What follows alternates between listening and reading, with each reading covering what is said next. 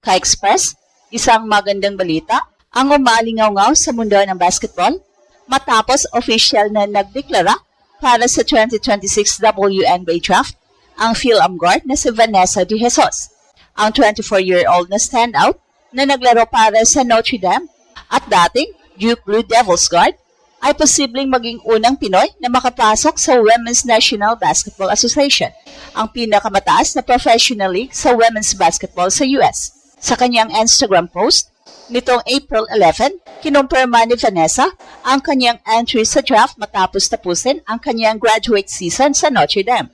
Ang kanyang simpleng caption na "Help me Jesus" ay agad naging viral sa social media kasabay ng infographic na nag-anunsyo ng kanyang official na pagpasok sa draft pool. Si Vanessa Onkeko De Jesus ay ipinanganak noong January 17, 2002 sa Valencia, California at anak ng dalawang Pinoy, sina Philip at Marie De Jesus. Sa test na 5'8", kilala siya bilang combo guard na may mahusay na court vision, perimeter shooting at defensive instincts. Bago makarating sa professional level aspirations, dumaan siya sa isang sulit na basketball journey sa US. Nagsimula ang kanyang pag-angat sa Sierra Canyon School sa Los Angeles, kung saan siya ang naging Mass Preps All-American noong 2020 at finalist sa California Gatorade Player of the Year. Sa college level, 5 season siyang naglaro sa Duke University, kung saan siya ang naging unang Pinoy player sa kasaysayan ng Duke Women's Basketball Program.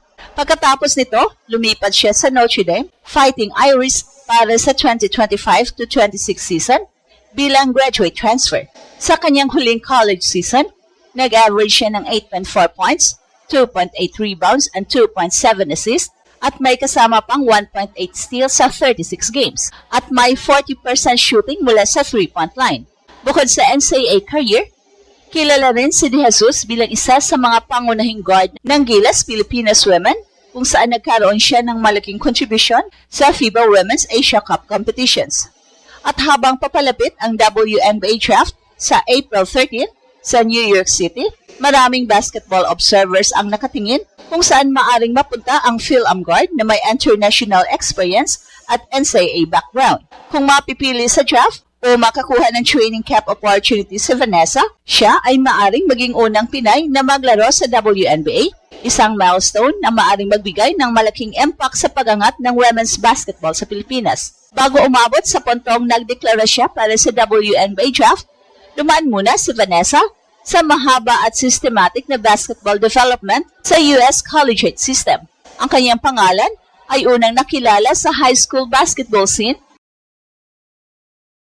sa Sierra Canyon School, isa sa mga kilalang basketball program sa California. Sa programang ito, nahasa ang kanyang fundamentals bilang guard mula sa ball handling hanggang sa perimeter shooting at defensive anticipation. Dahil sa kanyang performance, nakakuha siya ng national recognition kabilang ang pagiging 2020 Max Preps All-American. Pagkatapos ng kanyang high school career, nag-commit si Vanessa sa Duke University, isa sa mga prominenting NCAA program sa women's basketball. Sa Duke, hindi lamang siya naging bahagi ng roster, kundi nagmarka rin siya ng kasaysayan bilang unang Pinoy player na naglaro para sa Duke Women's Basketball Team. Sa loob ng 5 season sa Duke, mula 2020 hanggang 2025, naging bahagi siya ng rebuilding at development phase ng programa. Bagamat hindi pa laging leading scorer, kilala siya sa pagiging reliable backcourt contributor, isang guard na kayang mag-organize sa offense, magbigay ng spacing sa perimeter, at tumulong sa defensive rotations. At pagkatapos ng kanyang tenure sa Duke, nagpa siya si Vanessa na gamitin ang kanyang final eligibility bilang graduate transfers sa Notre Dame Fighting Irish para sa 2025-26 season. Ang transfer na ito ay nagbigay sa kanya ng bagong opportunity na magkaroon ng mas malaking role sa backcourt rotation. Sa Notre Dame, nakakuha siya ng pagkakataong maglaro bilang starting guard sa ilang bahagi ng season at naging mahalagang bahagi ng backcourt unit kasama ang rising NCAA star na si Hannah Hidalgo.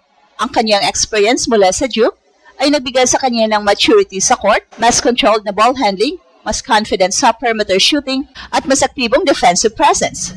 Sa pagtatapos ng 2025-26 season, nagtala siya ng 8.4 points per game, kasama ang solid contribution sa assist at steals. Ang kanyang 40% 3-point shooting ay naging isa sa mga key indicators ng kanyang readiness sa modern guard play,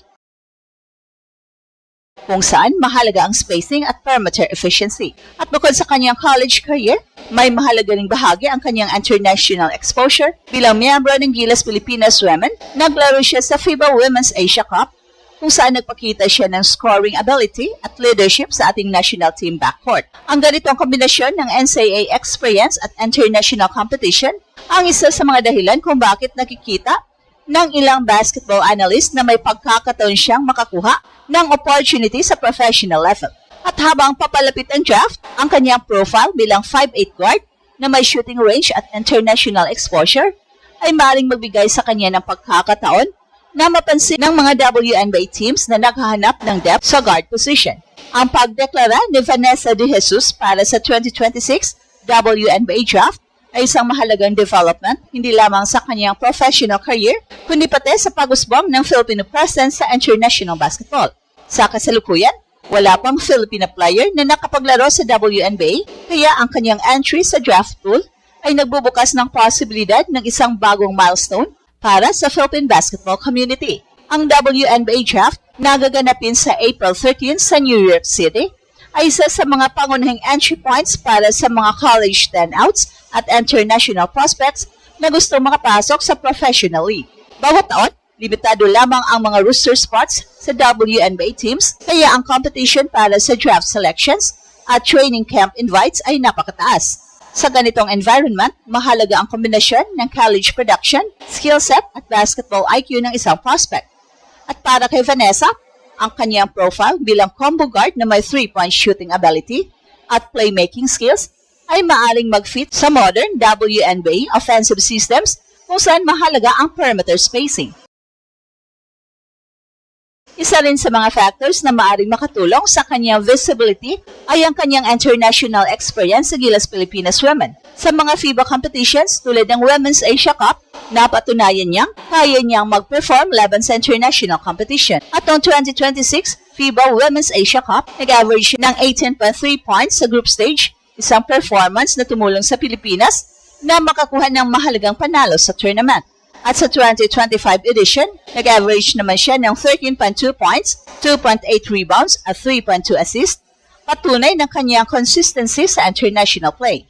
Para sa Gilas Pilipinas Women Program, ang posibilidad na magkaroon ng players sa WNBA ay maaaring magbigay ng malaking boost sa visibility ng women's basketball sa bansa.